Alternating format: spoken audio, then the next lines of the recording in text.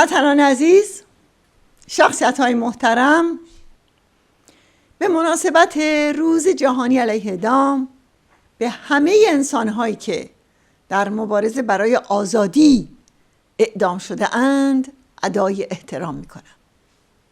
در این روز خشم و بیزاری مردم جهان متوجه استبداد دینی حاکم بر ایران است، یعنی رژیم اعدام و قتل عام که هیولای مرگ و مظهر نابودی است.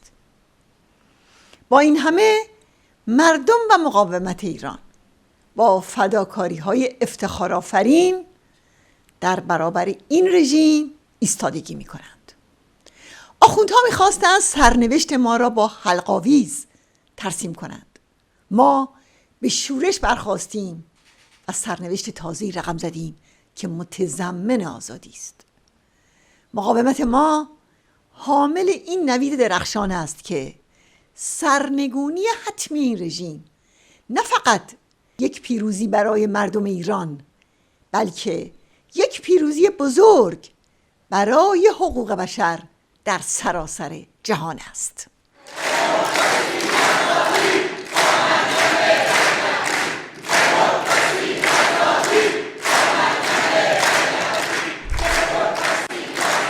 حضار محترم، در شرایطی که جهان در انتظار صلح در خاورمیانه خونین است، خامنه‌ای بیشترین ضرر را از صلح می کند، به خصوص که حکومت شکست خورده خودش رو در لبه پرتگاه سرنگونی یافته، به ویژه در برابر قیام ها. از این رو با حربه اعدام به جنگ با جامعه ایران اومده. اکنون روزهای پر اضطرابی رو سپری میکنیم که هر بامدادش ممکنه به خون زندانیان مبارز و مجاهد رنگین بشه. روز 12 مهر 7 زندانی سیاسی از هموطنان عرب و کرد حلق‌آویز شدند. پیش از اون سمیه رشیدی، زندانی سیاسی شورشگر، بر اثر جلوگیری از درمانش زجر کش شد. تنها در ماه گذشته طی 15 روز 3 زن زندانی در شکنجهگاه قرچک به خاطر محرومیت از درمان جان خودشون را از دست دادند. در همین لحظه 10 زندانی سیاسی زیر حکم اعدام هستند. در 25 تیر امسال خامنه‌ای از فعالیت‌های هواداران مجاهدین اظهار نگرانی کرد. اون گفت آنها در صدد هستند با تضعیف رژیم مردم را به خیابان بیاورند و کار نظام را تمام کنند. و 10 روز بعد بهروز احسانی و مهدی حسنی رو به اتهام عضویت در مجاهدین اعدام کرد. بارها تحت شکنجه و فشار از اونها خواسته شد از عقاید خودشون دست بردارند، ولی اونها تسلیم نشدند. بهروز احسانی قبل از اعدام گفت من برای جانم با کسی چانه نمیزنم. همین حالا 17 زندانی دیگه به اتهام عضویت در مجاهدین زیر حکم اعدام قرار دارند. من در اینجا عکس های اونها رو با خودم دارم، عکس هایی که شاید بسیاری از شما اون رو دیده باشین. این اعدام ها و صدور این حکم ها با نقض فاحش موازین عادلانه قضایی صورت میگیره.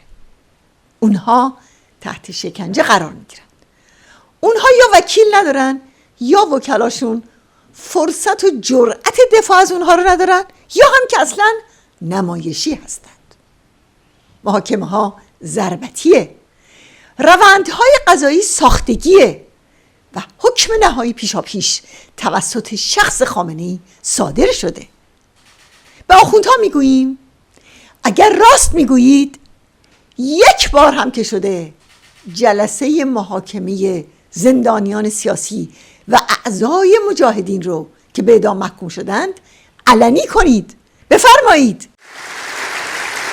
اگر راست میگویید سفر یک هیئت بین المللی به تهران رو بپذیرید تا پرونده زجر کش شدن سمیه شهید رو بررسی کنه و اگر راست میگویید بگذارید هیئتی از صلیب سرخ یا ملل متحد یا عفو بین الملل و یا سایر نهادهای بین المللی با 17 نفری که به اتهام عضویت در مجاهدین به اعدام محکوم شده اند مصاحبه کنند. در این صورت جهان خواهد فهمید که آنها جرمی ندارند الا مبارزه برای آزادی یک خلق اسیر و در زنجیر.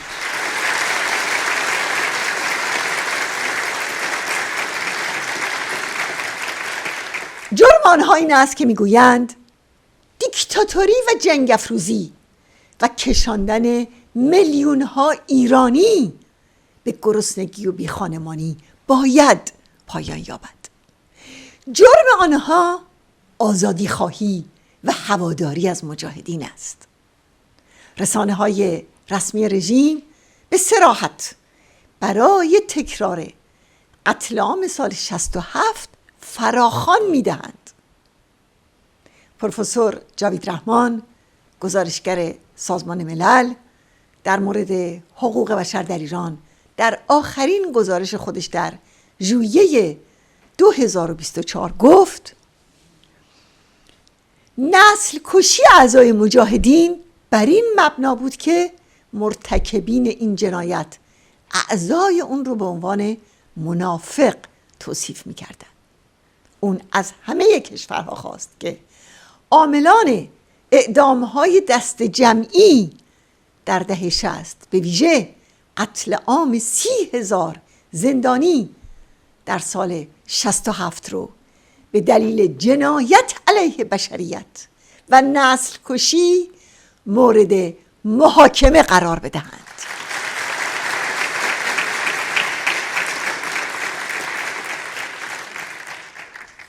اینجا این کتابی است که فقط نام تعدادی از این قتل عام شدگان در اون قرار داره. حضار محترم، در حالی که هواداران مجاهدین در دادگاه‌های چند دقیقه‌ای به اعدام محکوم می‌شوند، نزدیک به 2 ساله که رژیم جلسات بیدادگاهی در تهران رو برای محاکمه اعضای مقاومت برگزار میکنه که همگی در خارج از ایران هستند و البته بارها به اعدام محکوم شدند. روشنه که هدف رژیم از این محاکمه ها و اتهامات دروغین به این جنبش ممانعت از پیوستن جوانها به این مقاومته. بیدادگاه های رژیم، وزارت اطلاعات بدنامش و سپاه پاسداران جرار خامنه‌ای همه برای مقابله با این جنبش بسیج شدند با دستگیری ها، پرونده سازی ها و همچنین اعدام های پی در پی. در واقع در دوره بعد از قتل عام سال 67 موج اعدام ها در هفته های اخیر یک سرفصل بی سابقه است. این دست و پا زدن های رژیم، اون هم برای به تعویق انداختن قیام و سرنگونی. اما آخوندها کور خوانده اند، سرنگونی در انتظار آنهاست.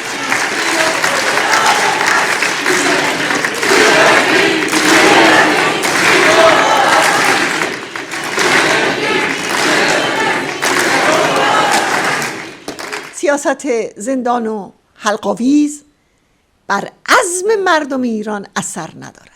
به عکس رژیم را در برابر خشم عمومی لرزانتر و بی‌دفاع‌تر می‌کند و هیچ چیزی نمی‌تواند مانع طوفان قیام ها شود. بله، این پیام زندانیان دلیر است که هر هفته در سه‌شنبه‌های نو اعدام رژیم اعدام و قتل عام رو به رسوایی میکشند. این پیام جوانان به جان آمده و کانونهای شورشی است که شعله‌های قیام رو در سراسر ایران فروزان نگه داشتند. درود بر اونها.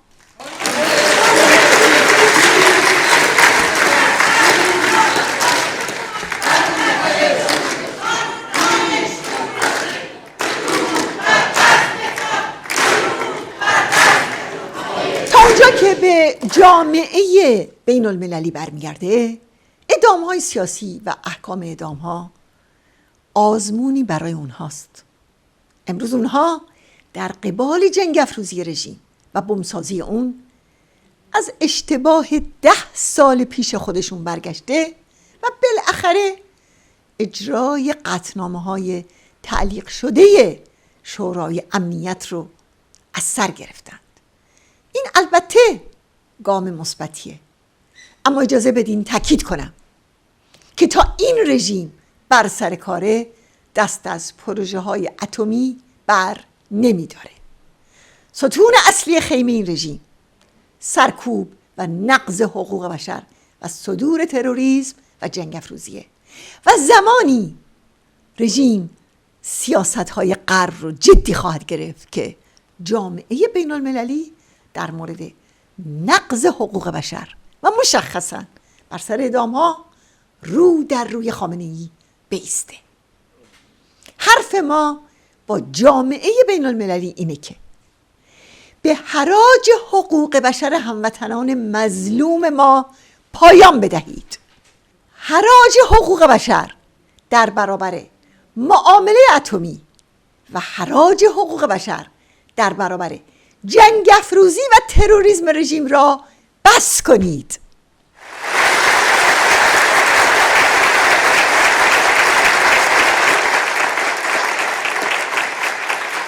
اعدام‌ها طی 9 ماه سال 2025 به 1200 مورد، یعنی بالاترین حد در 36 سال گذشته رسیده.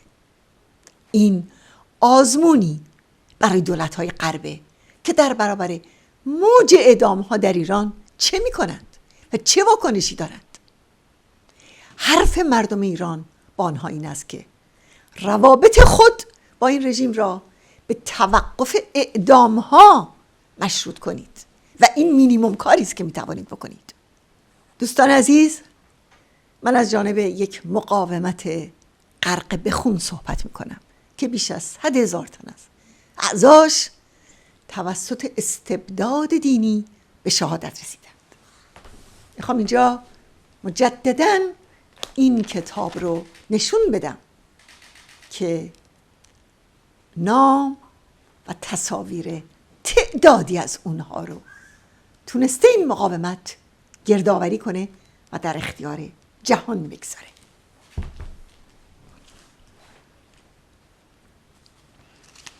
تازه در شرایطی که دیکتاتوری حاکمه، وای به اون روزی که این دیکتاتوری سرنگون بشه، بعد در اون زمان ابعاد جنایت این رژیم بیش از پیش روشن خواهد شد.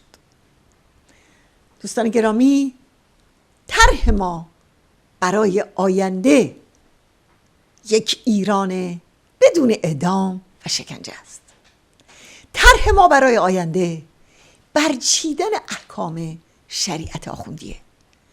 بیدادگاه ها و همه نهادهای سرکوب و کشتار و جاسوسی باید منحل شوند. ما قانون جزای ضد بشری و سایر قوانین ناقض حقوق بشر در این رژیم را رد می کنیم. ما قانون قصاص رو از همون ابتدا در سال 1360 که در مجلس ارتجاع مطرح شده بود ضد انسانی و در تعارض با تعالیم اسلام اعلام کردیم. ما از قانونی دفاع می کنیم که بر پایه گذشت و شفقت و انسانیت است. آری، گذشت، شفقت و انسانیت.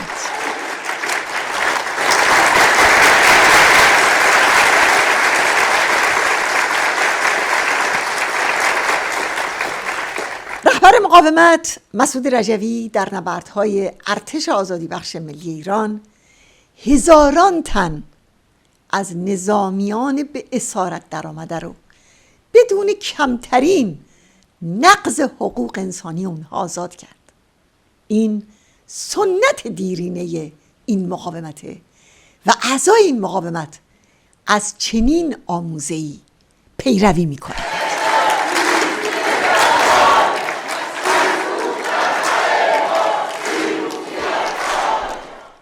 طرح ما برای آینده ایران جدایی دین و دولت است. اینکه هیچ کس به خاطر اعتقاد یا عدم اعتقاد به یک دین یا مذهب در امر انتخاب شدن، انتخاب کردن، استخدام، تحصیل و دیگر حقوق فردی و اجتماعی مزیت یا محرومیتی نخواهد داشت و تمام جامعه در پناه قانون باید از امنیت حقیقی برخوردار بوده و همه در برابر قانون مساوی باشند. در ایران آینده حکم اعدام لغو می شود.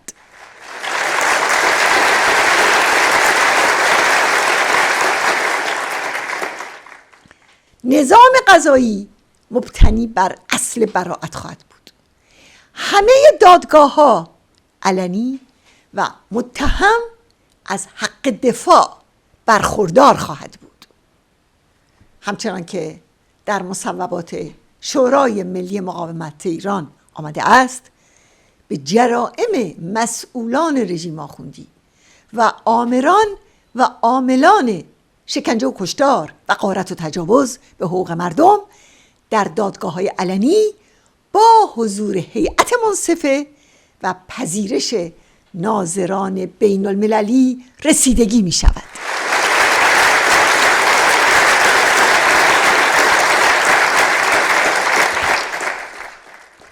دوستان عزیز، این کتاب که در اینجا می بینید، نسل کشی علیه مجاهدین در شهرستان‌ها و استان‌های ایران در سال 67 رو افشا میکنه.